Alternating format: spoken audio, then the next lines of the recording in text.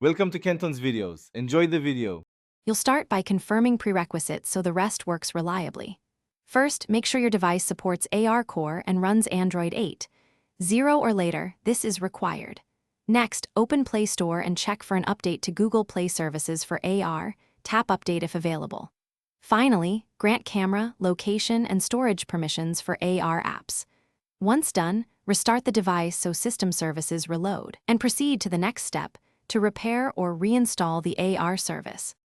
Now you'll repair the app by clearing and reinstalling. This fixes corrupted data. Go to Settings Apps Google Play Services for AR, tap Storage, then clear cache and clear storage. This resets app state. If that doesn't help, in the same app menu uninstall updates or uninstall the app if allowed. After removing, open Play Store and reinstall the latest version of Google Play Services for AR. Make sure to reboot the device, so the fresh install initializes system bindings and permissions.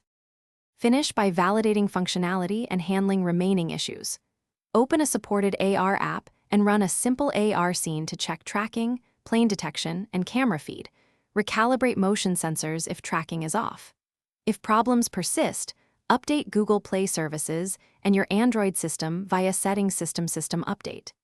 As a final troubleshooting tip, backup data and perform a factory reset only if all else fails. This removes deep software conflicts, but is irreversible. Thanks for watching. Consider subscribing if we helped you.